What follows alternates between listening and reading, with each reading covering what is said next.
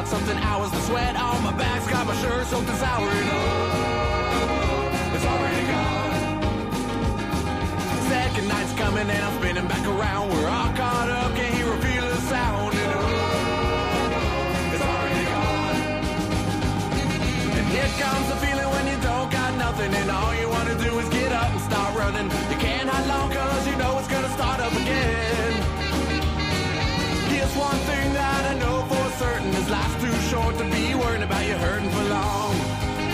Oh, it's already gone.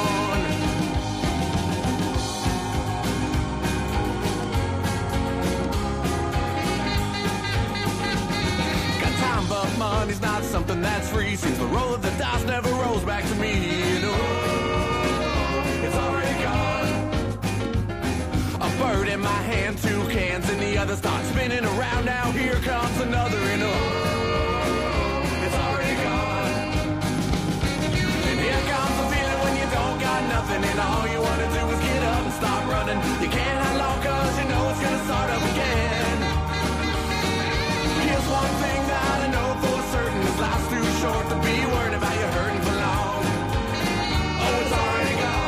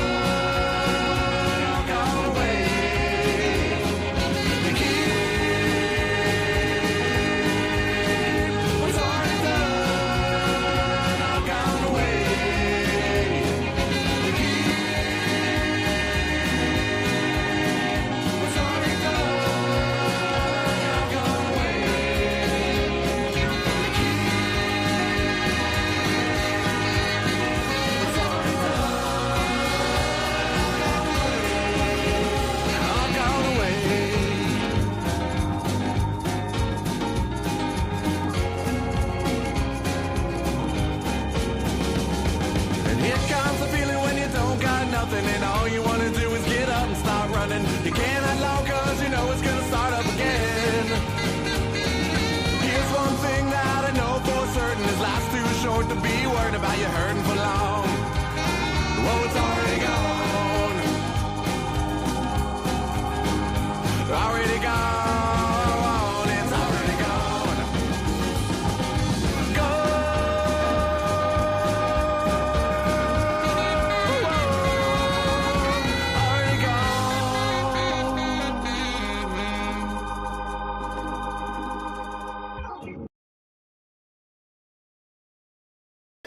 What is up, Jags fans? We are here on a Tuesday night, and we are still talking about the head coaching vacancy for the Jacksonville Jaguars. It's not surprising because there are some teams still left in the NFL playoffs, and potentially some of those coaches could be on their way here, or maybe it's potentially the 3 in-person interviews they have set up for this week. I would love to get your thoughts on it. We're going to talk all things Jags coaching. We may dip into a little bit of the draft, just a bit, maybe first round, just a bit. Got some mock drafts coming up soon. And very soon, I'm going to be joined by one of my good buddies and a great football knowledge guy.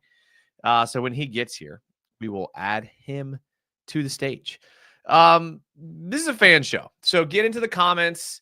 Let me know what you think. Obviously, the Jags have in-person interviews with Liam, Coen, Robert, Saleh, and Patrick Graham. We'll get into all 3 of those here in a minute.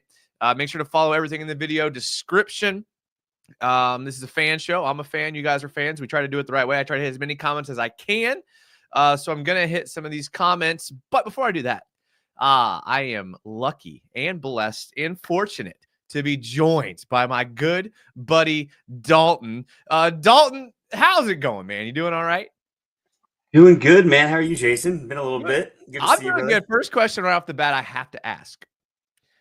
New father to your second child, correct? Yep. How is life from one child to two children? What is it different? Is it easier? Is it Uh, harder?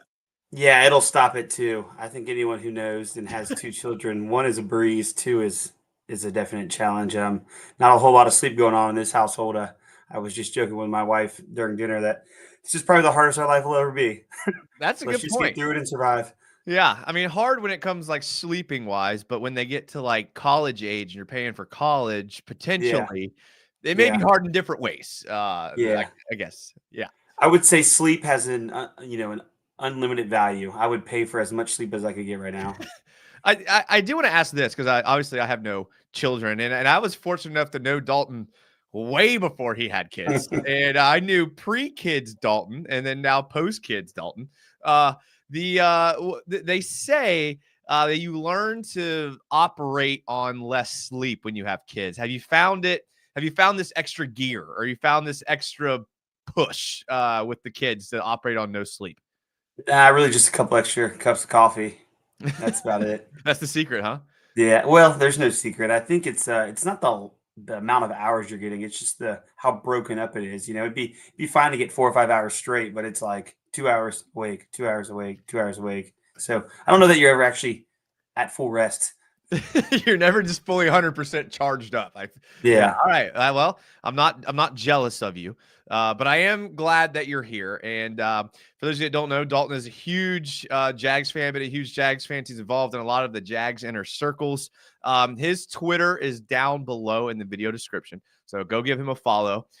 He's been on fire lately on Twitter. I gotta say, he's even kind of moved into my realm a little bit, into the political realm, which I gotta say I'm a little happy to see, Dalton. I'm a little happy to see because now we're kind of symbiotic in our tweets and how we feel. Yeah. So obviously you're not immune to this Jags news that's coming out. Obviously, you've been keeping up with everything. I guess, and I'm gonna get to some comments here in a second. So keep the comments coming in. We're gonna react to some of your comments. We're gonna fly through them here in a second. But before we get to that, what are Dalton? What are your thoughts on the Jags missing out on Ben Johnson? Did you see it coming? Did you hope that maybe there would be a change with Balky if Ben Johnson wanted to come here, or were you like in my camp where I never once for a second thought Ben Johnson was coming here? Yeah, I wasn't. I would say I wasn't in the camp that didn't think he was coming. There's only 32 jobs in the league. I think on paper, outside of Balky, the Jaguars are still by far the best situation. I don't even. It's not even really arguable. Um, I never thought Balky was going to be out. I thought the only change that might happen is just additions to the personnel staff. Maybe someone at the top of Balky, a EVP type person. I know that could still potentially happen, but I didn't think, if Balky was going to be out, he would already been out. So I wasn't hanging on to any hope there. And as far as missing out on Ben Johnson, I mean, I think I tweeted today, I have some concerns, and it doesn't mean the guy's not going to be successful. At the end of the day, we're all fans. We didn't sit in those interviews. I don't know what type of leader he is. But I guess just from my background and coming, from a heavy sports background, what I do in my personal life with work, X's and O's are great, but it's a lot more than that. And our organization needs a lot more than just a guru or an offensive coordinator. So not that those guys can't be successful. We've seen it all around the league. I mean, they're popping up everywhere, but I do think substance matters. And again, Ben Johnson might do fantastic in Chicago, but a couple things. One, he didn't take an in-person interview. I mean, if Shad Khan would have hired someone that they didn't interview in person, and in 3 years that guy wasn't successful, what would we be saying? I mean, we would be raining down on him. Yeah. So, to me, it sounds like Ben Johnson, even though Balky might have been a deterrent, and I'm sure it was part of that, there was more than just Balky that made the decision. I tweeted and I was kind of joking a little bit to get reaction, but I do think there's a little bit of truth. Ultimately, he chose Caleb Williams over Trevor Lawrence. That is part of the reality. And I don't know the weight of that reality, but that is part of the reality. He also, chose the front office. He chose the ownership. He chose there's a lot of things that I'm a little, I don't know. I was never huge on Ben Johnson just because I think it was he was the hot guy. I referenced the story multiple times on X or Twitter, whatever it is, this past week, is that, Ben Johnson didn't get the Redskins job because he ultimately decided and told the Redskins that he wanted to keep Sam Howell and did not want to draft Jaden Daniels. I may not be beholden to that guy's personnel opinions. That's all. That's all I'll say. Yeah, I mean, those are all great points. I kind of thought the same thing. I never thought for a second that, and I went on a bunch of shows and said this Yeah. and caught heat. I'm not looking for I was right and I told you so type situation, but I do think there's, and you kind of referenced it. I mean, you said you thought this Jags job was the best job, and like I'm not arguing on paper what it would look like, but I think this team has a losing stink on it that I did think some coaches don't want to touch. You're right. There are only 32 jobs in the league, but if you're Ben Johnson, you're not a guy that's just looking for one of the 32. You're looking for one of the best 32. So that's why I thought it counted Jacksonville out. I just thought it the whole time. And maybe there was more to it. Again, we're not, you said it. We're not in those interviews. We don't know what happens. When people try to like get into the mind of what Shad Khan says and thinks, I always say like, you have no idea. I always say that billionaires do not think like we do. They don't think normally. They're not normal people. So trying to like rationalize things they do is just, I think, pointless. But yeah, I mean, it's okay. Hey, we got to move on. We can't sit here and be sad about it. We got to move on to the next. I do want to hit a couple of comments here because I do like these comments here. I got to hit this one first. And I know he wasn't the first one in the chat, but I got to. This is our boy Mike. He says, when are we golfing? Yeah, we definitely got to hit the links. I'm shocked we haven't played golf with two kids for golf. Yeah. Hey, I will tell you, my about to be 3-year-old is obsessed with golf. We've got some turf in the backyard. We hit the range. He loves it. But I mean, I get out probably once, maybe twice a month. I am shocked we have not found our way on a golf course together. Yeah, well, you're not missing out with much. Maybe a few swear words, a few lost balls, but that's about it. But the first one in the chat was Robert Atzert, who said, "Let's go." Raiden says hello. Nolly Full Cab spams the Blake Bortles emojis. You can't see it here, but you can see it on YouTube. Charlie Boy says, "What up?" I think we covered that, Charlie Boy. I'm glad you're here. Guy says, "Yo." BT says, "Snow day." Any change in your life tomorrow? I know Duval County's schools are closed. Any change for you tomorrow, work-wise? Not work-wise. My wife wants me to stay home, but that's, I'm going to go to work. They did close my son's school, so he'll be home tomorrow. I feel for all the parents. I've got a lot of young parents that work for me, and I kind of feel for them. They close the schools. It doesn't give the parents a lot of good options. No, it most doesn't. of them have to take the day off last minute or something like that. So, I mean, I guess safety first, but it feels like every time we do this, whether it's a hurricane day or some other weather day, it ends up being a big nothing. So I'm hoping there's some snow and some ice. That'd be cool, but I'm not really sweating it. Yeah, no, me neither. Juju says smart money is on Robert Saleh. We'll touch on Robert Saleh here in a second. Isaiah Jones says, well, not surprised that you were right about Ben Johnson going somewhere else. Well, yeah, I'm not surprised either, but a lot of Jags fans were, but that's okay. Cash Shoot says, I wanted Ben Johnson, but if we can get Robert Saleh at D coordinator and Brady or Glenn at head coach, I think we'll make a big impact. We'll cover some of those guys here in a second. Good comment. Charlie Boy says, yep, snow over here in the Panhandle. I did see that. C Breacher's a channel member, says, yo. Callie Jag says, fellas, moving on. Everyone get ready for Mike McCarthy as the next Jags. I don't see that happening. No, me neither. Mike Wallace says, y'all hype for Bob Saleh. Get to a few more comments. They're coming in quick, guys. So if I miss them, just like type them again. Bet US has Saleh as the favorite. He chose the Bears roster too. Steve says, unfortunately, us Jags fans won't ever get to watch them win a Super Bowl. NFL is paying Con tons of money to make sure the Jags keep losing. Okay, let's get a little conspiracy theory there. But let's get back to Robert Saleh for a second, because I mean, we can talk about Patrick Graham here in a bit. I think he's being more interviewed as a D coordinator role. Maybe satisfies the Rooney rule of interviewing two minority coaches in person. But Robert Saleh could be a real possibility. I know he was offered a lot of money to be the D coordinator in San Fran, so I don't think it's a D coordinator interview. What are your thoughts on Robert Saleh if he were to be here as the head coach, or would you want that at all? It wouldn't be sexy, but I would just, my whole approach to this whole coaching staff has been, we get caught up in what's sexy, what's shiny. I mean, the Urban Meyer, even Doug Peterson, I think on surface, people got really excited about, and we're fans. That's what we do. All of us, myself included, we'll talk ourselves into anything every year, right? It's just who we are and how we operate. But I wouldn't hate Robert Saleh. I think a lot of all of this comes down to like who is the staff you're putting around. What does the rest of it look like? It's really hard on surface. I mean, Robert Saleh's got a ton of NFL experience, a ton of successful experience in organizations that have won. You could tell his impact when he left New York. The team immediately kind of fell apart. I think he's a good football coach. He's got some Jacksonville, previous experience and ties. Probably has a good feel for the city and kind of the fan base. But ultimately, his success as a head coach, I think would really be about the staff he brings in around him. So that's why, the head coach is a very important thing. And, I've really hinted on, like, I want someone who's a leader, who can establish a culture and identity.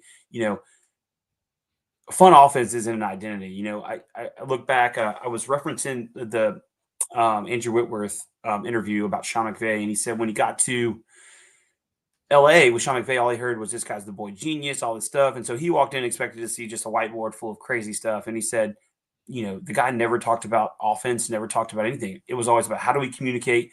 How do we lead? It just really, really what any business focuses on is how do we become successful? A lot of it is around good communication, collaboration, solving problems. Like it was things that help a business function, and the NFL is a business. And I think people overlook that. I think they think, oh, Sean McVay is just this great play caller, and that's why the Rams are great. I mean, he's a lot more than that. If he was just a great play caller, we've had plenty of great play calls not be head coaches on both sides of the ball. So, that's why I think Robert Saleh potentially has a chance. I think he did some good things in New York. I don't, you talk about balking the roster here. I mean, they took some shots, but they were they were all or nothing shots with roster moves, and I just think they kind of failed. And I don't really think that set him up too well. But that defense performed well, and so again, I wouldn't overreact one way or the other too much if he was the choice. I probably like Saleh more than most people do. I mean, it sounds like you're kind of along the same lines that I am, and it doesn't surprise me because we think very similar. I do think, like you said, the culture guy is important. I mean, Dan Campbell is the best example, and I think that's exactly like. I mean, I think if you were to try to draw a parallel between a team that was similar to us and had the trajectory that we want, it would be the Lions. I mean, I think that's a no-brainer. And look what they did. They brought in Dan Campbell, who came in and changed the entire culture, and it changed the way those guys play every single snap. And I think that's one of the biggest things we need. I've been advocating for Aaron Glenn for that very reason. I would be okay with Saleh. And I'm not even saying that a guy like Coen won't be a good coach, but I agree. It is about culture. Are you a tad bit concerned? I mean, this crosses my mind, but that Jets team that he coached, who did have the good defense, did have guys like Carl Lawson, Will McDonald IV, Jermaine Johnson, Solomon Thomas, Sauce Gardner. I don't think our defense has that level of skill.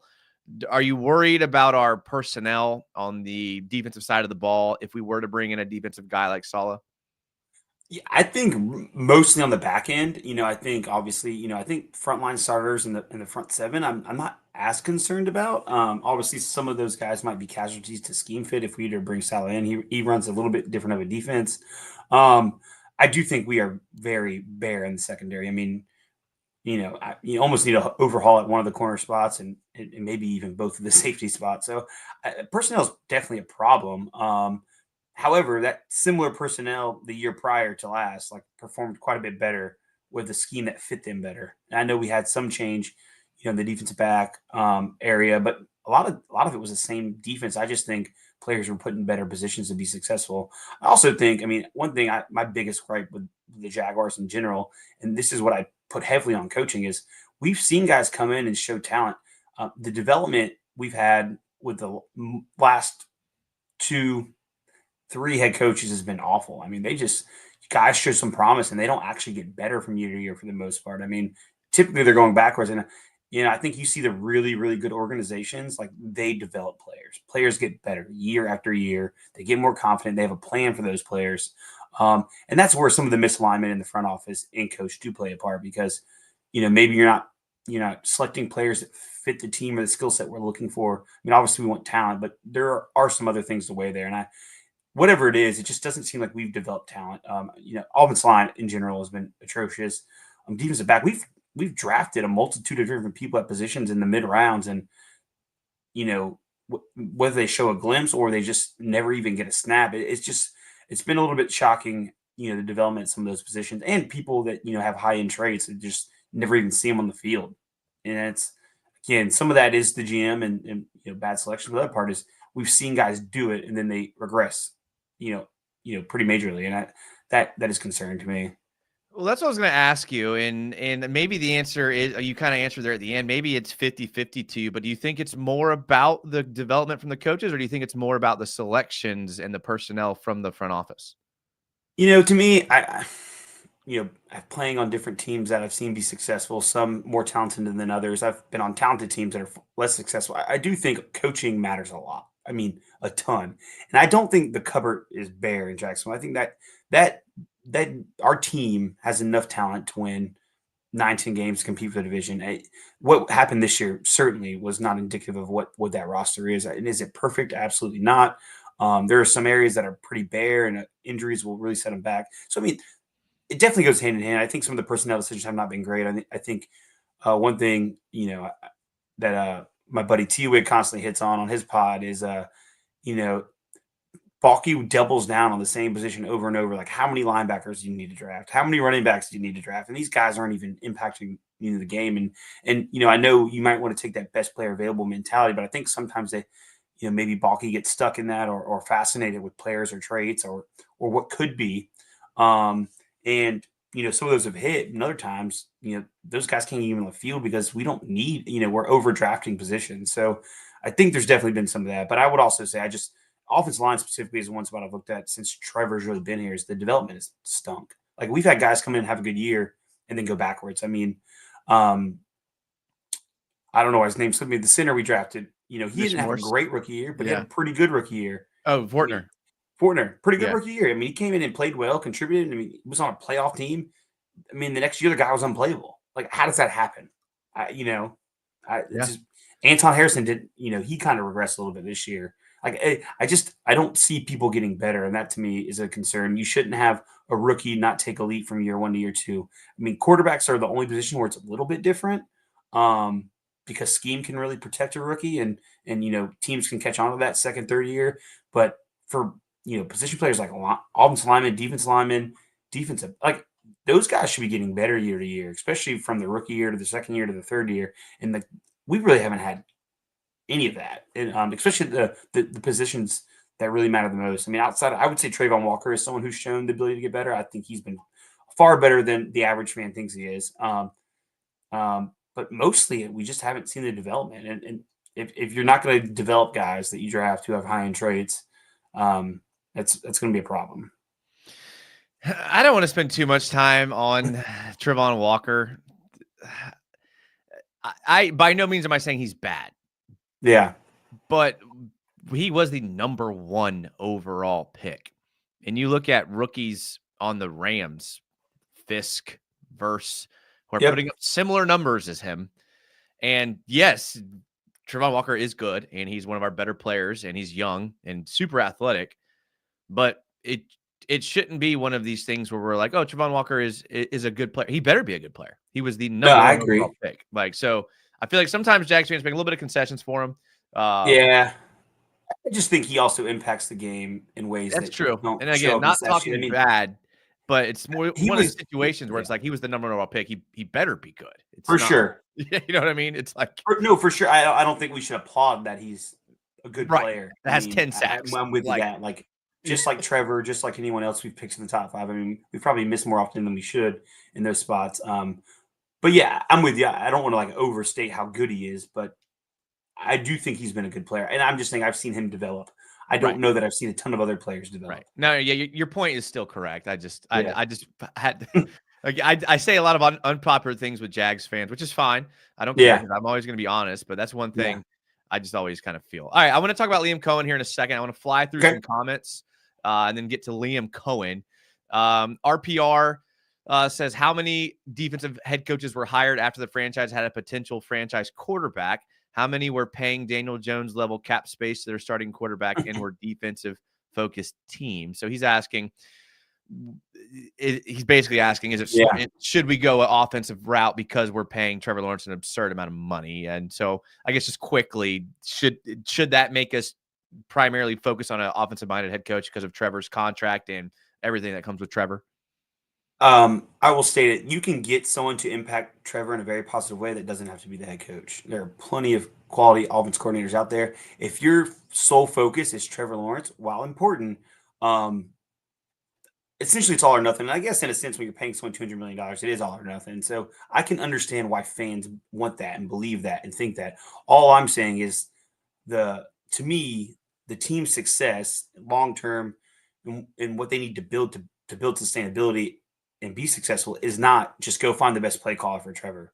I think that's just kind of a dangerous line to walk, and you're a little short-sighted on what you truly need, because all is good when all is good, but when it starts going bad, what kind of culture have you built? How are your team going to respond? And you don't just win a game on offense. I mean, when you get to these playoff games, you see it's the turnover margins what's winning you the game. The teams on defense, even if it's high scoring, the teams on defense who can make plays, impact the football, are the ones winning these games with little margins. So, again, if Liam Coen has a great plan for the Jacksonville Jaguars and he's going to have a positive impact on Trevor, that's just a plus to me, right?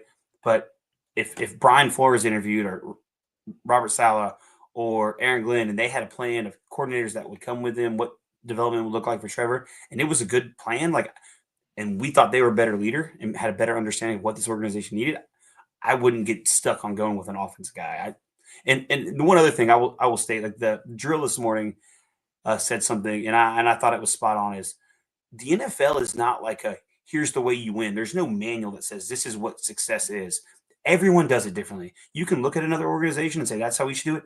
None of those other organizations are the Jacksonville Jaguars. We are unique. We are different. We have to find what works for us. And I don't think just copy paste from another manual of a team is going to work. Like, you have to understand, we don't have the same ownership, the same football leadership inside all. Like, it's a different organization. It's a different city. Everything's different. So, I don't think you should look to others for what success might look like. Again, Trevor is important. We need to focus on him and make sure we're supporting him with personnel and good player caller that he has good cohesion with. But at the end of the day, like, I'm never of the opinion that you should make decisions based off a player's opinion. I don't care how much you're paying them. At the end of the day, your job as a leader is to choose the best person for your organization, not for a player. Yeah, I agree. It's a great point. Brodell Hagan says no thanks on Saleh.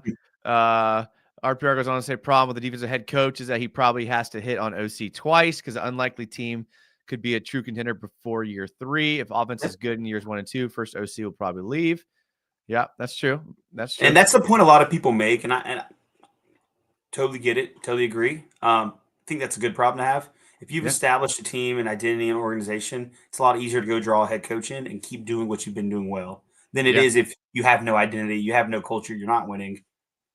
Yeah, that's a good point. Kevin says, made it live. Duval, what's up, fellas? Not much. Glad you can make it, Kevin. Mike Wallace says, Saleh couldn't change the culture in New York. Yeah, okay. Bad offense, though, I will say. That offense is putrid. Davis Humphrey says, happy to be here when we chatting, Jason. No, me and Davis do have to have a chat. Potential employment chat. We'll talk about that later. Shane MCM says, is Tony Bassell out? Let's move on to some of these. Aiden says, my worry with Saleh is he just failed fixing the culture with the Jets, and the fans generally hated him. And then can he unlock Trevor if he couldn't play to Zach Wilson's strengths? Well, I think we both agree that Trevor and Zach aren't exactly equals. Yeah. And the organizations aren't the same. Again, back to what I just said, the Jets isn't the Jaguars, right? Like, again, sometimes what's a fit for somebody else isn't a fit for the other person, and vice versa. So again, we're not in those interviews. I don't know what's being said, so that's why I'm not trying to overreact one way or the other. But if Robert Saleh's got a really sound plan that makes a lot of sense, and he has a plan for our personnel we currently have and knows what holes we need to fill, and there's alignment, I'm not going to fault them for making that decision. Yeah, that's true. James Wilson, my vote is Coen as head coach and Weaver as DC. Anthony Weaver as DC. I'd be down with Saleh as the DC. People say Cohen's OC pick is Tampa's O-line coach who has worked wonders this year. Okay, good point. Good point. We'll move on to Coen here in a second. They have an all-pro left tackle who was also an all-pro right tackle the year before. So these linebackers, the NFL defense GMs know who this draft's DNs in corners. Fortner's problem is he wasn't strong enough and pad level was way too high. Even if he drops his pad level, he's too weak. Yeah, I guess that's where the development plays in for me, right? Yeah. We saw that he could have some success, performed as a rookie on a playoff team. What's that strength and condition look like? And obviously, there's ownership on the player. He's got to commit to bettering himself as well. It's not, I mean, that's his job. But again, in good organizations, you see guys developing. Yeah, no, no matter you're spot on there. Like you get these good organizations, doesn't matter where the guys are drafted, they develop. And we just can't seem to. I mean, look at the Chiefs. What they draft like 3 or 4 DBs in the like 4th, 5th, and 6th round that all ended up being starters on a Super Bowl team as rookies. Like, and that's coaching, development, identifying talent. So there's personnel there for sure, on that side. But it's also, again, you got the talent and you got to develop them. And yeah. Volkfang channel member says Coen adapts his schemes to work with what his team is capable, a necessity when bulky is your GM. So I think this can kind of bridge us into Liam Coen. He's the guy that I think most Jags fans are kind of fixated on now. I'll just kind of set up what his offense kind of looks like, and then I'll defer to you on your thoughts. He emphasizes the run game, especially under center. A lot of pre-snap motion, which for some reason we didn't see with Peterson this year. A lot of intermediate throws. He kind of focuses on the intermediate throw range. He uses personnel packages that have they're kind of the same people, but they're kind of hybrid players that can do different things. Yep. And he mixes up the looks to keep the defenses guessing. In 2024, the Bucs offense ranked 4th in the NFL in scoring, and Baker Mayfield had his best year as a pro, throwing for 4,500 yards and 41 touchdowns. So those are the pros. The cons would be, and cons, no pun intended, the cons would be that he has a history of bouncing around year to year to different organizations. He's only done it for a year in the NFL. He did have, I know Godwin and Evans were hurt for a bit, but I would say his receiving core was probably a little bit better than ours. Offensive line, probably a little better than ours. So we talked about Saleh. You said you'd be okay with him. Would Liam Coen be your number one choice of all of the coaches? And second part, what do you think how do you think this team would do if it was Liam Coen that was the coach? Well, I kind of got a joke for everyone. I know everyone's sick of seeing screenplays. Well, if Liam Coen's your coach, you're going to see a lot of screenplays. So I'm just throwing that out there right now. Hopefully they can execute him better. Yeah. He seems to set him up a little better than the Jaguars did because that's true too. Run the ball, right? Being able to run the ball. I think Trevor was definitely spot on when he said that. I was immediately, the Jag frenzy started. I've got some friends and people I know on Twitter, and they've got a good following, and they started pumping Liam Coen early, even before or while Ben Johnson was being pumped over here. And a lot of people just, we're all fans. We have people we follow, we trust, we see, and a lot of people started hopping on that bandwagon. I was a little hesitant. Some of the reasons you said, I think just overall NFL experience for me was a little bit of concern, and how many years of experience he had actually truly being a coordinator. I do like that he's worked for Sean McVay. That excites me. I think that's a plus, especially for some of the things I said earlier. Not so much offensive scheme or mind, but he's seen an organization run and how it should run. Some of the other things I was a little concerned about as well was kind of what you said with Tampa.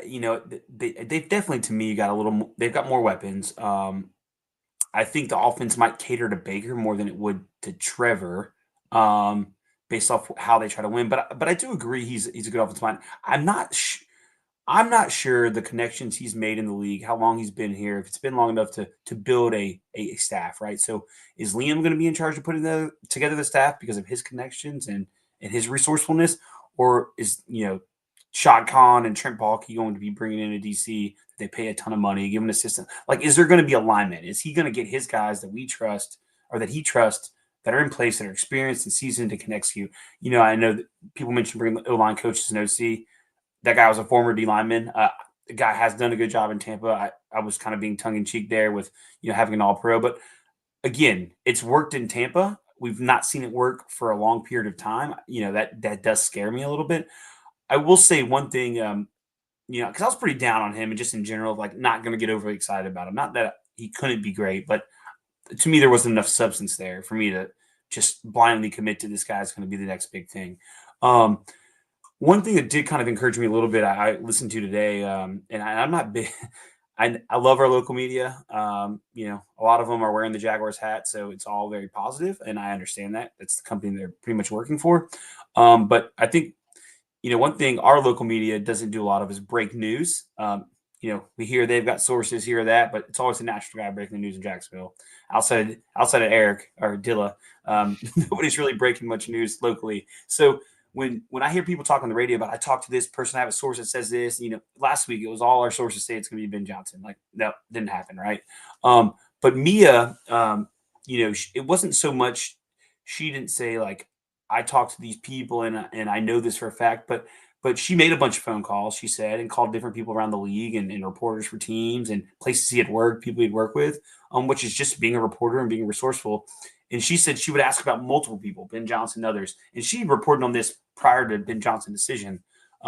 She said when she brought up Liam Coen, the kind of the energy in the room changed, and people who had worked with him or been part of organizations where he had worked really thought that guy was a up and comer, was a good leader. So that's a little bit of like encouragement for me on the side where, okay, maybe there's some substance there. Maybe there are people who've worked within the league that think that guy can be successful. I mean, he's obviously done a great job in Tampa, but again, leading an organization is just so different than coaching an offense. So I'll remain to have concerns. I'm kind of going to be a wait and see guy. I'm not going to overreact whoever it is. Because at the end of the day, I've overreacted to the last two guys. I thought Urban Meyer was going to be great. And he wasn't. I thought Doug Peterson was going to be great, and we saw early success, then fell off a cliff. And I think a lot of that was Doug's doing. I mean, Trent definitely didn't play a great part in it, but the coaching stunk. Like, to your point, like, the offensive scheme was stale. The defensive scheme was stale. They fired a defensive coordinator that was actually fairly successful to bring in a guy that led one of the worst defenses we've had in a long time around here. So I ultimately, I'm just going to kind of play wait and see. I think Liam could be good for Trevor. I do think he's adaptable, and I think most good coaches adapt to their talent. I think he could do that. I do think running game's a lot of attitude, right? I don't think, while the Bucs may have a little bit better of an O-line, you watch these teams run the football in the playoffs, like they've got good personnel, don't get me wrong, but some of it's just a mentality. It's who they are. It's what they believe in. And I just think the Jags have been a soft team in general on offense. And I don't, from hearing practice reports, what they emphasize on, I just don't think it's been a focal point. And they built an offense line around protecting Trevor, not around running the ball. They wanted guys who could get into pass protection, who are athletic, agile, good lateral quickness, which is all great and needed, but they don't have any like meat eaters or meat grinders. There's not a lot of size at the guard position, so I just think it's the way they wanted to build the team for the offense, and I just don't think it worked. So again, establishing the run, that would be a box I check that he seems to be able to do, and that would make me excited for what the offense can be. But overall, I'd still be a little concerned about what staff he's putting together. Yeah, I mean, you're bringing in a first-year head coach ever. I like what you said about attitude. I think a lot of winning in the NFL, even outside of running the ball, is attitude. And I think that's why I'll reference the Lions again and Dan Campbell. I mean, that team's got an attitude at every position. At every position, they play with an attitude. And you could have the greatest offensive mind in the world, and if your defense can't stop anybody and Trevor overthrows somebody or someone has a holding call and you set your offense back and then you're not scoring every drive, you won't win. And that's a little bit of worry I get with Liam Coen. I'm always a wait and see guy. I think that's the best way to do it. I think you can comment on what you think might happen or what you hope happens, but to hard line an opinion on guys, I think might be kind of futile. I want to kind of bridge. I do want to talk a little bit about Patrick Graham. Not much to talk about, but I do want to talk because he is coming with an in-person interview, and I like a lot about Patrick Graham. There's some I don't like, but I do. Before I get to that, I'm going to ask you a little bit about Trevor Lawrence and where you're at with him now. But I want to get to a couple comments first before that. Bill Belichick hasn't signed the contract yet. Any chance he'll deny and come back to the NFL? Probably not. I mean, he's been I don't think so. He's been like tweeting people about North Carolina and things like that. Yeah, so, his girlfriend's tweeting about North Carolina, so I think she's pretty happy in Chapel Hill. Good for him. Good for him. DJ Ann says Pete Carroll. Yeah, I don't know. Maybe, probably not. I don't think Pete Carroll's working with Trent Baalke. I mean, let's just be honest. That's not. Yeah, I don't see. No, I agree. Coen is from the McVay tree, but was there during their transition to a lot more heavy run scheme. I'd rather have Joe Brady because I've seen more than just 1 year of success. Coen was the Rams for multiple years, just left to call plays, not an uncommon thing. One thing that convinced me on Coen was how pissed off Bucs fans were on Twitter when the leaks came out. Yeah, but I mean, we're all fans. We all overreact to everything. yeah, Kind of exactly. back to what I said. It's what a fan is, right? So I don't take that much. I did read into some of the reporters and some of the articles that were written. Like there's guys that are around that locker room every day that feel that's a major impact. But losing a elite OC can have a major impact on the team. So again, does it mean he's going to be a great head coach? Not necessarily. Yeah, no, I mean, I actually like. I mean, I've been talking Jags for a long time, and I know you've been following the Jags for a long time. And I like what you said, the drill referenced. I think that's kind of what I've been trying to summarize for a long time and haven't been able to put so eloquently. But every franchise is different. And everybody wants to cookie cutter what everyone else does. I mean, even me, you've heard me do it with the Dan Campbell and the Lions, right? Yeah. Like everybody wants to cookie cutter what's worked. And you're right. Every situation is different. Every owner's different. Every GM's different. Every team makeup is different. So, yeah, I mean, I kept coming back to that in my head. That was a good point there. Yeah, the one thing I will say, the one thing I've mentioned for Jacksonville in general,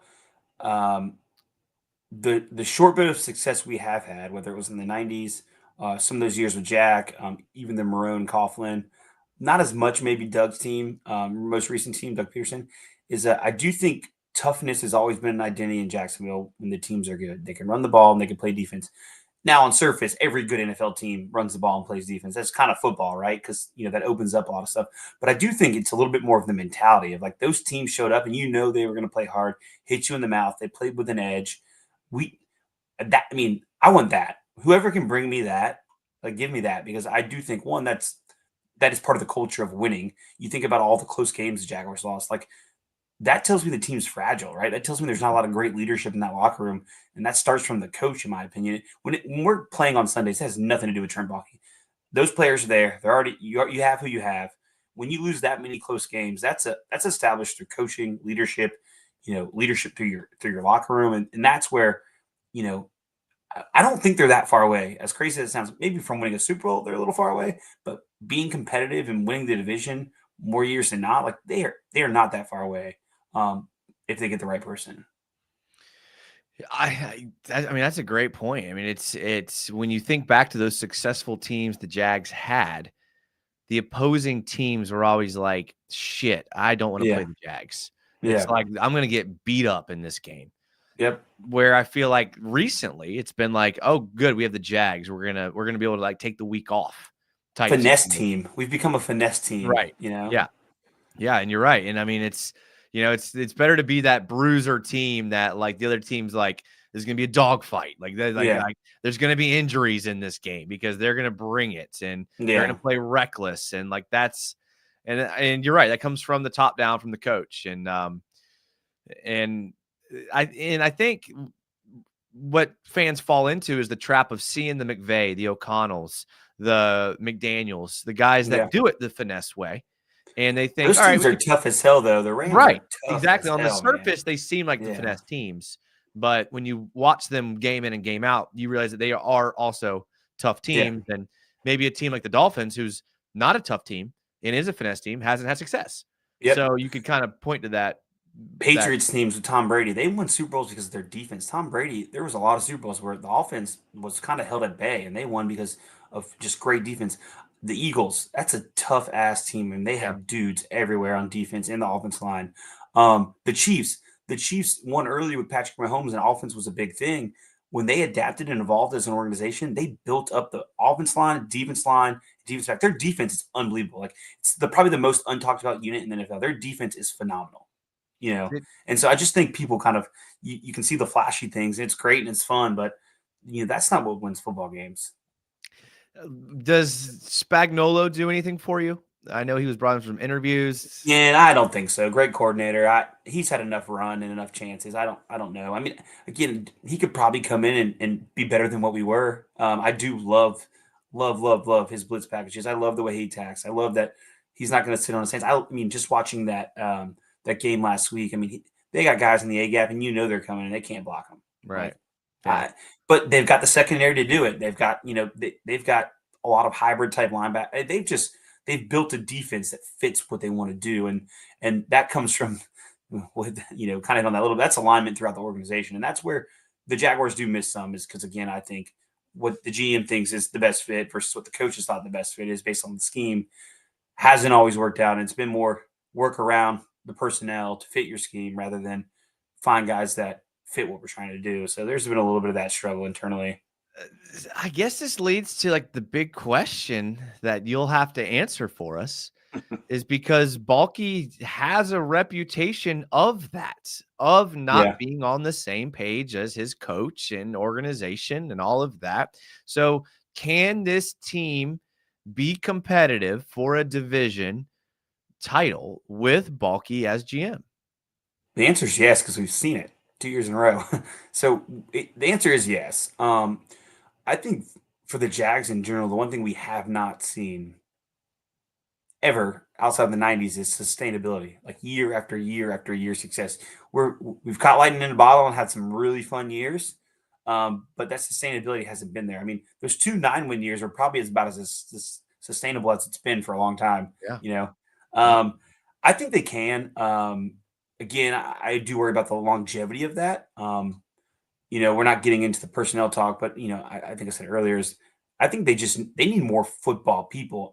Balky on his own, an issue. If you had an EVP in place that Balky reported to, that was really the one still making sure the decisions were aligned between the GM and the head coach, and it wasn't Shad Khan, like I think Balky's made some good picks. Like I don't think he's the worst GM ever. He's just kind of a little bit of a snake in the grass, right? The guy's a cockroach. He figures out a way to survive. And ultimately, when it comes to the success on the field, he finds a way to make sure that really is just on the coach and not on him, reflected on him. So it's kind of impressive, to be honest. I don't know how he continues to do it everywhere he goes. But the answer is to your question is I think they can because we've seen them do it. And I think they've added some people to the team that fit whatever kind of team you want to build, right? And people they looked into Brian Thomas Jr. Sure, I get it, but guess what? They got him, and they got draft capital. We can play that game all day, It's kind of what the draft is. Yeah, no, you're right. You're right. DJ M says I wouldn't mind trading a first-round pick for Mike Tomlin. Jagan says Johnson said he didn't want to have to fight with Balky and Baselli. I didn't see that, but I'm not saying it's not true. GG says Mia is the GOAT. She does ask the tough questions. I do like that. I mean, it's hard. I love some things she does, and sometimes she talks. I'm like, I don't know. That's everyone. I mean, everybody. It's everybody. I'm that's talking right now. People probably too. don't agree with me, and that's totally fine because, exactly. Again, at the end of the day, I'm a fan. Yeah, exactly. Robert says that's the problem. Coen didn't call play to the Rams, and that's why he went to Kentucky. Okay. Steelers fans are spoiled by Tomlin's success and calling him to be out. I'd love to have a coach without a losing season ever. Yeah, that's a good point. At this point, the leadership in Pittsburgh would never fire him.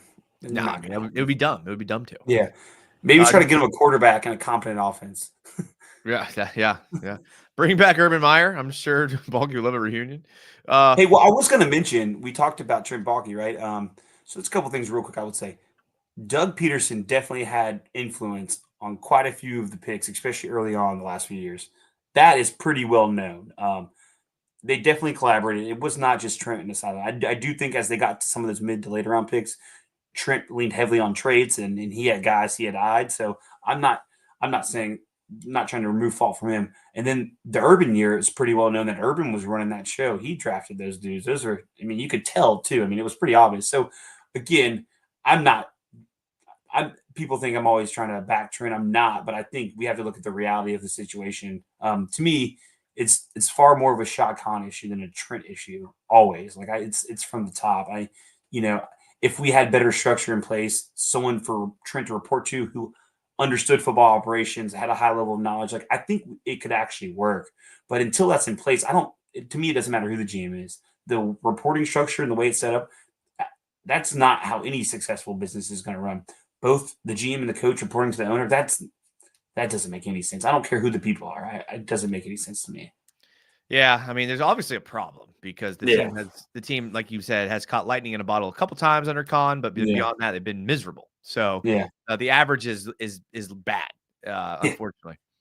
Would a billionaire leave an investment like this to a guy with less than 2 years of experience? Buckle up for Saleh or a no-name. Maybe they wait for Kingsbury. I think the only way they wait is if Coen is their guy and he doesn't take the job or he gets somehow elevated in Tampa. I think that's the only way you really see this go past probably a week. Yeah. I'd expect a decision by end of week if Coen wants the job. If not, they may wait to do some other rounds because they're not really competing with anybody. So there's really no reason to rush into it. I think Dallas and the Raiders are kind of picking from a different pool, in my opinion. So I don't think they're going to rush it if Coen doesn't take the role. So I mean, I don't know. Yeah. Kyle Bizzle says, at this point, we snoozed on Ben Johnson. Best bet now is Liam Coen as a head coach, Robert Saleh as DC. It'll be good to have a former head coach as a coordinator to help Coen. I don't think there's no Why chance. would he choose us? Yeah, he Why would would he definitely choose go us? back to San Fran if he wants to be a D coordinator. I mean, Yeah. that would just be the smartest move. You don't know who's going to land in Dallas. Maybe he takes like we don't know that. I think Yeah. Patrick Graham is a better possibility, but at the end of the day, you don't know those people's connection to Liam Coen. Like those people are tying a career decision to a head coach that they're going to decide whether that person's going to be successful or not for two reasons. One, success brings stability for them, and two, if they're on a successful team, they're going to get another shot at being able to go get a head coaching gig. So they're not just going to tie themselves to some guy they don't know. Right. That's not how the world of the NFL works. I don't. Unless they're throwing stupid money with a guaranteed contract, like that, not going to happen in my opinion. And I'm not saying it won't happen. Maybe they know Liam Coen. Maybe they have the same agent. I don't know the inner workings of who he knows and how he knows them. All I'm saying is they're not going to tie themselves to somebody they don't know in Jacksonville to coach this defense. If there's opportunities that they have where they're more familiar with staff, more comfortable with what's going on, Robert Saleh would be more positioned to go get a head coaching job if he went to San Francisco, coached there for 2 years, and then went through the next round. He would be better suited there. I don't see why he would pick Jacksonville for a diminished role. All right, last one. I just want your quick thoughts on this because then I got to move on to my Trevor question for you. Yep. Thoughts on McCarthy? I saw some statistics on Mike McCarthy aligning with Mike Tomlin. You could easily look at some of the personnel he's had, but ultimately the guy's won. I mean, he's won a Super Bowl. I would say after that he's won decently big. Didn't do a ton with the Cowboys. I mean, still won games, but maybe didn't reach the type of success they're looking for. But I can kind of view that organization a little bit like Jacksonville, where it's a little bit of a mess. Above the offenses were good. Yeah, but the offense were good. He installed young offense coordinators that really elevated and were innovative. I wouldn't hate it. If you're talking about a guy with experience that knows how to build an organization, who I do think probably sets a good culture and has good leadership, the guy's won everywhere he's went. Right. Again, we want the Super Bowl guy, but the reality is there's very few organizations ever that are going to reach a pinnacle if they're consistently going to Super Bowls. What the Chiefs are doing, only the Patriots have done. Like it's not like I just want to be in the running. I want to get in the dance. Like get us in the playoffs 3 out of every 4 years. That's what I want. Yep, no, I agree. And I think in our division, with the teams we're competing against, like I seriously would not hate it. I know it would not be sexy at all, and people would hate it. I want it because I think that guy's been around long enough to put a staff around him. It wouldn't be the worst move, I don't think. And his personality is strong enough that I think he could push back on some things with Balky and have some credibility with Shad. That's a good point. Would he work with Balky? That's again back to I don't know. Right. I don't know what Shad's selling, what the inner workings of that are. You both report to me. What does that mean? Who makes the decisions? Who gets to do what? Like at the end of the day, I think if McCarthy didn't have another choice and the Jags were open and they wanted him, he would take it. Because why wouldn't he? Yeah, I mean it's true. I mean, yeah, well said. Like all your answers today. All right, so I got to ask you this, and this is maybe I love pressing people into a disagreement. It's one of my favorite things to do. I'm a big devil's advocate guy. I like to think of things as a critical thinker from all different sides. This has been the issue, and so far I've been unable to with you because everything you've said I've agreed with 100%, which is a little frustrating, but I'm not surprised. Yeah, I did joke that we were going to disagree on a lot of things, but I really didn't mean that. No, I knew before when we talked about doing this, I was like, we're going to agree on everything because even the past when we've talked, we've always agreed on everything, except maybe this part. This part maybe, and this is something I'm catching some flack for, but I got to stay true to my guns because I'm always going to. I fear I may be coming off the Trevor Lawrence train a bit. And I know we just paid him, and I know he's got all the raw talent, the arm talent. I know he's got it. I need the size, the pedigree, but he's put together a number of seasons and bodies of work, regardless of the personnel around him and the coaches and all of the changes with the coordinators. I get all that. But I could be your offensive coordinator. And if I call a play and you consistently overthrow the wide receiver, that's not on me. So are you, and maybe you're not off I'm not off the train either. I say it like this. I'm moving toward the caboose. That's how I'm saying it. Are you at all worried about Trevor as a potential franchise quarterback based on the last, I guess his entire career with the Jags? Are you worried at all? I think if you follow me on Twitter or X, whatever it's called, you know that I have some disdain for Trevor. The guy's all worldly talented. Unbelievable person. Seriously, from a role model perspective, couldn't ask for a better quarterback to lead your organization. However, I don't pretend to have sources because I don't in most cases. It's just what I feel with the information I have. I actually legitimately do know some people connected to what goes on and kind of some of the psyche in the organization and the different players. And Trevor's leadership has been a huge topic of concern inside the organization. You think about this. You've got a team who's in a bunch of close games. You're the quarterback. You're the leader. You're paid $200+ million. Everyone's looking to you. That's where he falls short for me. The talent is there. They get the right support around him. The guy's going to play well, be successful. When things are good, they're really good with him. I'm more concerned about the mental makeup and who he is as a person. I don't know any successful organizations in the NFL, which is a QB-centric league, even if the quarterback's not elite, where the quarterback isn't that guy.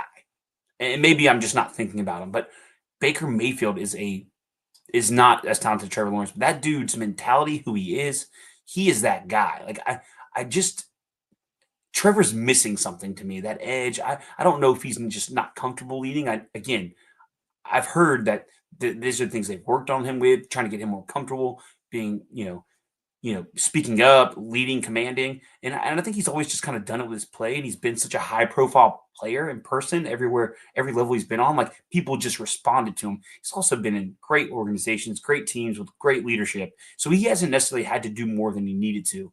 Well, you get to the NFL, man, it's as much as about the quarterback as anyone else.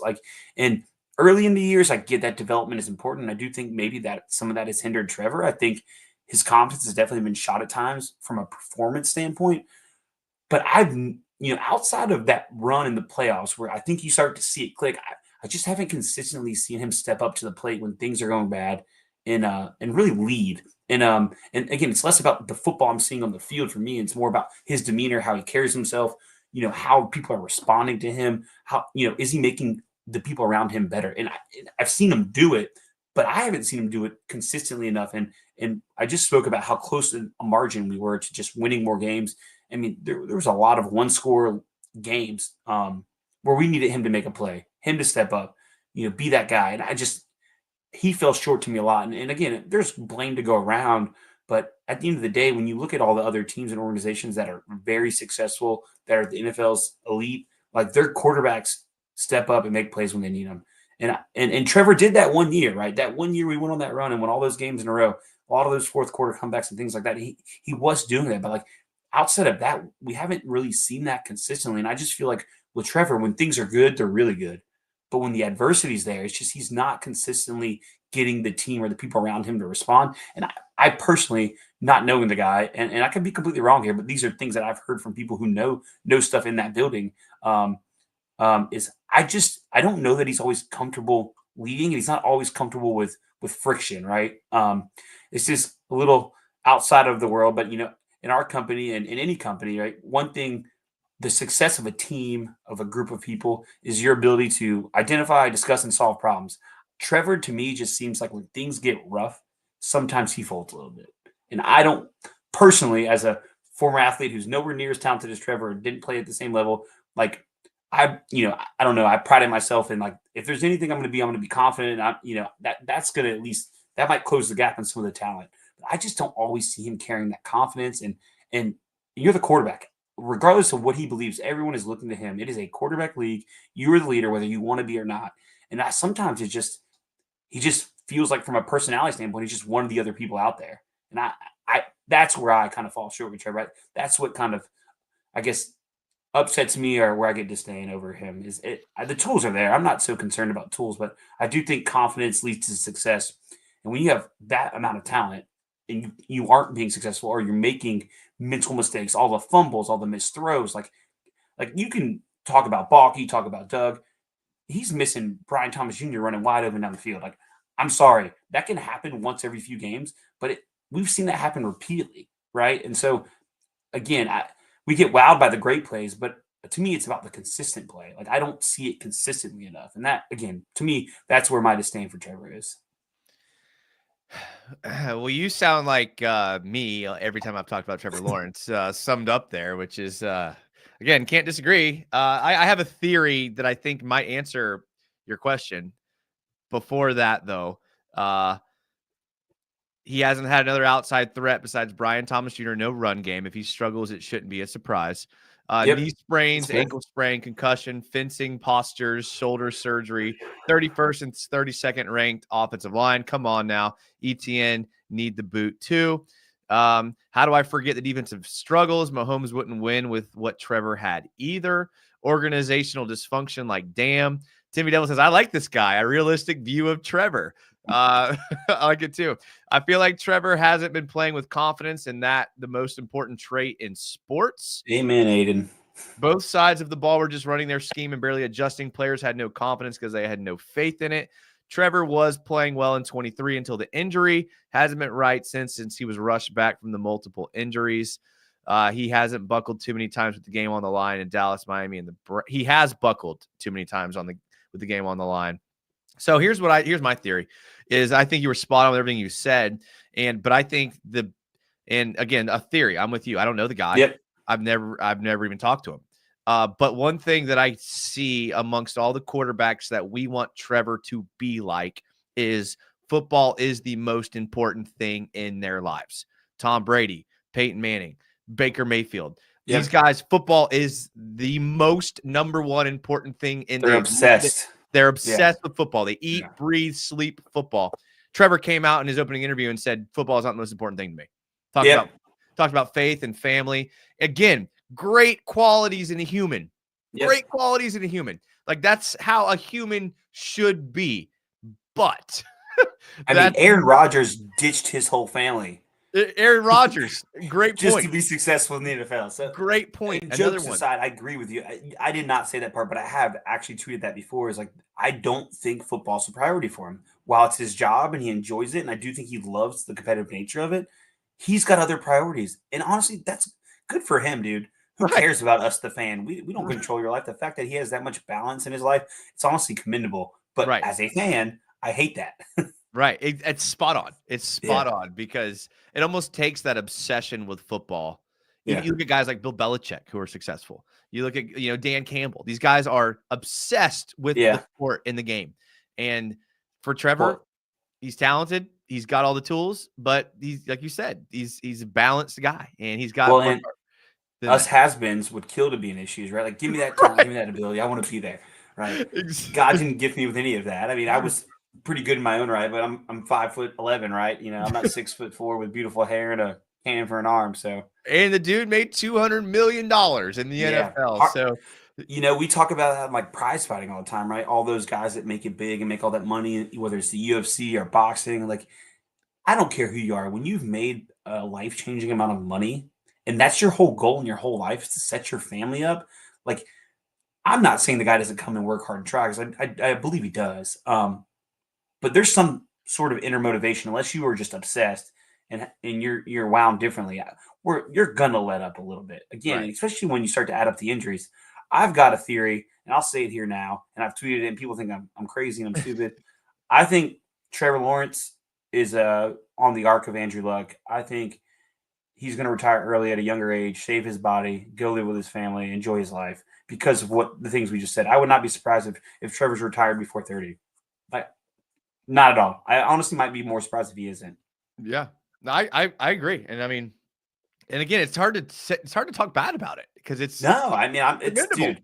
But Who am I to judge you for having your exactly, priorities straight in life? exactly, Like, I'm a fan, so I right. can react like a fan. But at the end of the day, man, like you've got a wife, a child, like you've got unlimited funds. Like, do what makes you happy, man. Live your life. It's hard Yeah, for me to sweat it, but when it comes to my football team, the one I support and love, like I do think he lacks that edge and that obsession that I see in all the great quarterbacks.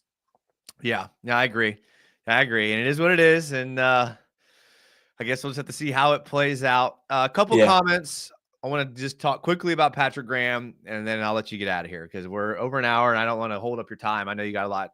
You got a family, so I haven't heard any kids crying yet, so we're good there. If they were, I You probably could would have have gotten a slept for the text or a last call hour from and my gotten wife. you could have gotten a full hour of sleep this I would have been working, dude. It's all good. He says, bro came back and played with an AC sprain when the team was like 3-10. He definitely cares. We're not saying he doesn't care. Definitely He obviously cares. That's cares. not. Yeah. I think we're talking about a different magnitude, though. Yep. I'm sure football just a financial decision now. He's a family man now more than ever. All we can do realistically is give him another outside threat, upgrade his O-line, and establish a run game, remold the D to be at least top 15, and he will win. Yeah. Yeah. I mean, again, back to what I said earlier. We were not very far off from winning a lot more games than we did, right? And there were quite a few games where Trevor had the opportunity to lead the team at the end, some of which he did, and the defense failed after. So, I'm not throwing it all on him. Right. My point being is, I think if Trevor can elevate to where we're paying him to be, and we fix just a little bit of things, we don't. I don't even think we have to fix a ton. I think the defense is the biggest issue, and hire the right coach with the mentality of we're going to establish the run first. Again, this team could win 10 games next year. I wouldn't be shocked, but there's a few little things that have to go right. I guess the question is, I guess we could boil it down to this: is does he elevate the people around him? Like he's a great player, player, but does he elevate the average NFL, not saying an average athlete, the average NFL player? Does he elevate the average NFL player up to be better? And it's hard to say. In some cases, he doesn't, because you said average NFL players. So that's where it gets a little tough. You look at Evan Ingram. I mean, he's been one of the better tight ends in the NFL since he's gotten Jackson. Him and Trevor, and so they probably both helped each other, right? I don't know. It's super hard to tell because I feel like the problem with this conversation is every time we say he doesn't, people say, "Well, look at the talent around him." I would argue that from a weapon standpoint, he's had far better weapons than a lot of the quarterbacks in the league. Again, we can bash the line a little bit, but the pass blocking overall has been fairly good, and the receivers. I know, Brian Thomas Jr. is probably the best one. He's a rookie, but I mean, they did roll through some solid guys. I mean, when you looked around the league, I mean, Ingram, Etienne. I'm just kind of dating back even before this year. Ingram, Etienne, Christian Kirk. Marvin Jones Jr., who was older of a vet, but he played well for this team. Who else did you have? You had Zay Jones. Like, again, I'm not saying it was an elite core by any means, and you always want to elevate it to help your young quarterback out, but it wasn't a stinker. I mean, we've had plenty of stinkers around here. We've had dudes running around that didn't get a cup of coffee in the league after the Jaguars. So I don't think he's always had the worst set of tools around him. I don't think he's had the best either. I think it's probably in the middle of the pack, but an elite quarterback elevates the middle of the pack to be better than the middle of the pack. Tom Brady. It's all back to Tom Brady. Like, he made people Hall of Famers, and to ask Trevor to be Tom Brady is unrealistic. But to be kind of like that, right? Tom Brady was taking dudes that were returning punts for other teams and making them into Hall of Fame wide receivers. He was turning lacrosse players into Hall of Fame wide receivers. That's quarterbacks in college to Hall of Fame receivers. And again, it's unfair to ask him to be Tom Brady. But I do think the people around him, he should be. I would like to see more of him elevating it. And to me, more than anything, it comes from that confidence. And that's what I said. I feel like you can see where Trevor's not confident, and everyone gave great reasons why Trevor has a lack of some confidence. Those are all real. I'm not dismissing any of that, but I do think ultimately the quarterback, everyone's looking to you. And if you're not carrying that confidence, if you're not if you're not carrying yourself in that way, the people around you aren't going to elevate. Yeah. The Duval Dive, Travis Holmes, who was on my show last Friday, so you can go back and check it out. He's a big Cat Country writer, Jags beat writer. He has press credentials, so he's pretty pretty popular. Nice. He says, I'd retire early with the bag if you saddled me with a bag GM and an unwinnable supporting staff too. I mean, they won 9 games the last 2 years before this year. That's all I'll say. So it's, Yeah, I don't think it's been unwinnable, but we can argue who elevated them to 9 wins, right? Carson Shack says, have we brought back Gus Bradley yet? The bigger question for Carson is, did our parlay hit? Because I just tail Carson's parlays all the time, and so if I'm not winning money, it's on Carson. So you better up the game there, Carson. If we're not winning, I've been doing dry January, and I've been bored, so I've just been betting, and I'm like over 5. Haven't hit. My problem is I'm just trying to hit the big pot. I don't care about betting 10 to win 20. I'm betting 10 to win 1,000. Yeah. Oh yeah. That's the way to do it. That's the way to do it. And it's you always seem to no, it did not. The magic cooked us. Of course. Yeah. No, I'm the same way, and you're usually one leg off from hitting your parlay. Oh, I'm usually like the first leg I'm out, and so then it's at the end. All right, let's just hit quickly on Patrick Graham. Lots to like about Patrick Graham. Former defensive coordinator from the Raiders. He brought them out of the abysmal defensive gutters and made them like respectable. He's a Bill Belichick disciple. He went to Yale, which I like. I like the smart guy. Mm-hmm. Yeah. They went from 31st in defense to 12th in defense. The stat I like the most is that the Raiders spent the second least amount of money on their defense, including Chandler Jones, who didn't play, and they still had the huge jump, so they didn't have a bunch of stars back there. 15th in defense yards allowed, 25th in points allowed, 16th in yards per play, and 29th in takeaways. They held 7 of the 17 teams they played to under 22 points. Any chance Patrick Graham has a shot at being the Jags' next head coach? Do you think it's more of a defensive coordinator interview? The Bill Belichick thing, what are your thoughts on Patrick Graham? Anything? Yeah, I mean, Bill Belichick does make it a little bit intriguing because we know Shad's been connected with some of that.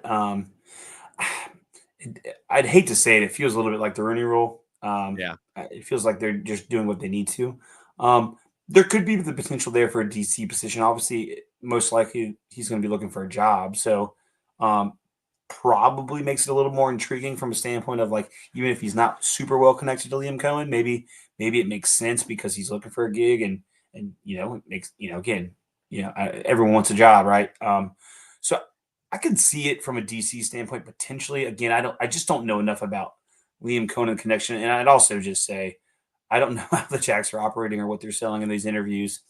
But I'd imagine Liam Coen gets to pick his own staff.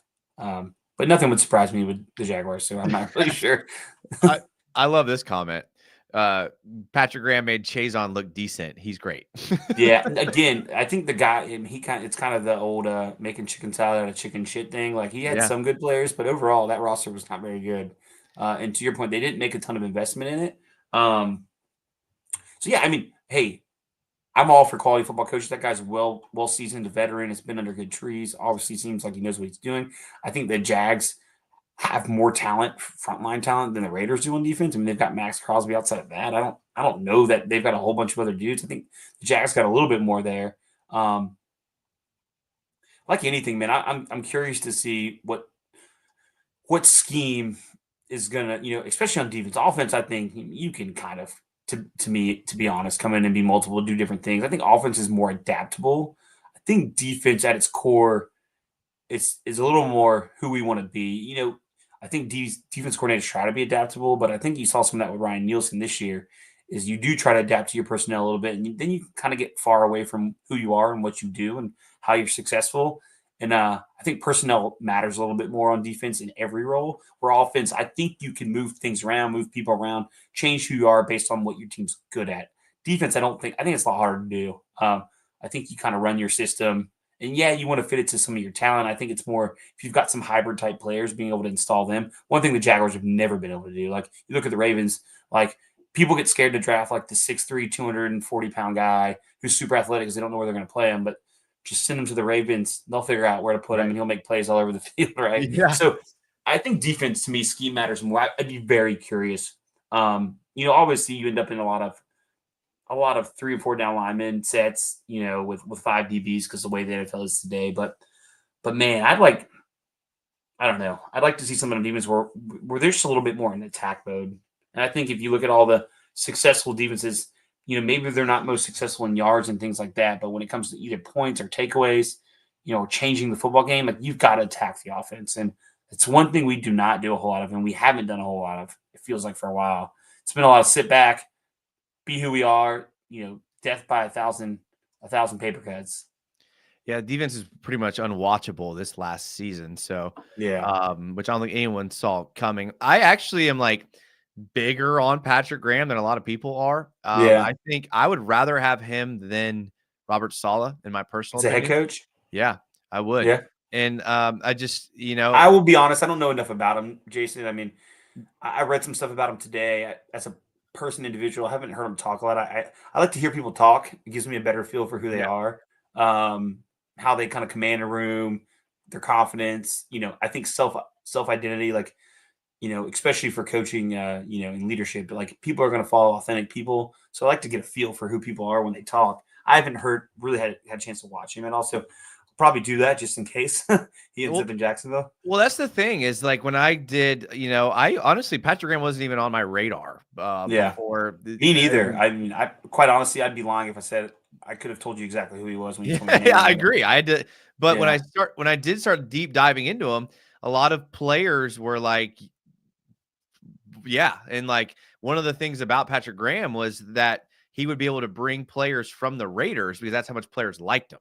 And like you said, that spoke volumes to me about the guy that he is if players are willing to follow this coach, that's a big deal to me. So could be a good thing or a bad thing.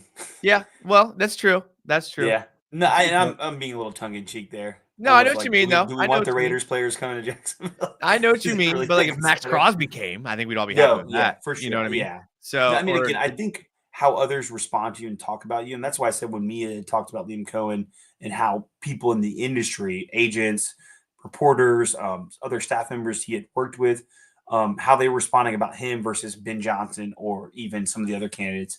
She definitely heard a different tone. To me, one, I believe that because that's just making phone calls and doing research, and it's just good reporting. You're not trying to say you have sources, right? Two, I think what others think about an individual, what they say or how they act when you talk about them, that matters. That's a big deal. So to me, that eased my mind a little bit. And it sounds like Patrick Graham would be a lot of the same, where people, it sounds like he's pretty well thought of around the league. And so, I haven't done enough individual research on him, but I'll go pop open a few press conferences and things like that. Yeah. All right, last comment. We're going to wrap it up. Duval Dive, because I respect him that much. He says he's a football genius, like a savant. Picture the black Ben Johnson guy in the lab. That's how he talks, comes across, and what the NFL folks say about him. That's the vibe I got too. Yeah. I'm a huge fan. I really am. I don't know if this cycle will be his. It's always tough getting fired from your job and then getting a promotion. Isn't he? I could be wrong, but at least the picture saw. Isn't he an older guy? Yeah, I mean he's not a real young guy, right? No, he's got 15 years in the NFL. 40s, 50s, late 40s, early 50s, something. Yeah, no, he's in his 50s for sure. Okay. He's been a D coordinator for 5 years, been in the league for 15. Yeah, but definitely a culture guy for sure. Yeah, but hey, man, I just want to get back to building identity. That's the one thing we have not had here since probably, I will say, the 1 year Tom Coughlin. There was so much good about it, but there was also a lot of bad that ended up coming out of it. But that team did build an identity. They were tough as hell. Mm-hmm. They ran the football. They were not scared of anyone. They punched you in the mouth, and they played defense. And, we need someone to instill an identity in this team. And I'm not saying that has to be the identity.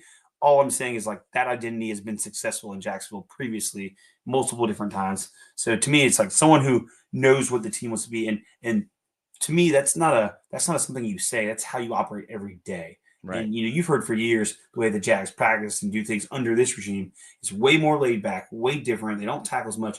Under the Marone regime, they were practicing hitting, wearing pads. They talked about that. So it's a mentality you have to build throughout the year. It's not just, you can't just decide to be someone you don't act like every day. And to me, it's someone's got to come in and change everything, the way the whole team is operating day in, day out. And Urban proposed and said a lot of those things, and it sounded great. he just had no clue about anything in the NFL. Right, exactly. Yeah, that's a good point. Duval Dive says he's 46 years old. So Okay, yeah, I mean, younger, plenty of right, younger good than amount of tread, but also plenty of lifespan there. So yeah, yeah. I mean, again, I'm not going to dismiss it. I don't know enough to make an opinion one way or the other, but again, I would not overreact or underreact if he was the hire, because again, I like to see everything else that he does, and I honestly like to see some results because again, us as fans, we're going to overreact to everything. Yeah. Like, I'm just kind of waiting to see everything. I'm trying to pull myself back. Obviously, on Sundays, first week, I'm probably going to overreact like the rest of us. I'm a few beers deep, but Yeah. All right. Well, last question, and we'll get you out of here. And this is unfair because I mean, it is what it is.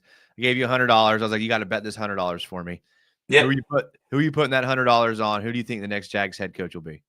I mean, if you're not putting it on Liam Coen, I feel like you'd just be kind of looking for the best odds to win the most amount of money. But if you want the most sure thing to get your money back, I'd probably put Liam Coen at like minus 250. It just feels like the two names you heard from the beginning were those two. And while I thought a lot of stuff you hear isn't always true or just, maybe partly true, they're not fully factual, nothing has changed from that. And he is Jags are the only person that interviewed him, which you can look at many different ways, but sounds to me like the guy wants the job and the Jaguars were likely seeing the Ben Johnson thing flesh out. I'm not certain, and I know nothing. I'm not certain they wouldn't have picked Liam Coen if he is one of their guys over Ben Johnson anyways after the interview. I'm not certain, and maybe some of that might have been balky. And certainly Ben Johnson decided not to pick the Jaguars. Like that was his decision, not ours. My point being is I do think just from what you've seen and heard, they do like Liam Coen. I think that's real, and it's hard for me to say whether they like Ben Johnson or Liam Coen more. So I think it's going to be him unless he just hates what he hears, or they hate what they hear, or the Bucks restructure to give him. Yeah, and I don't really feel like that would already happened.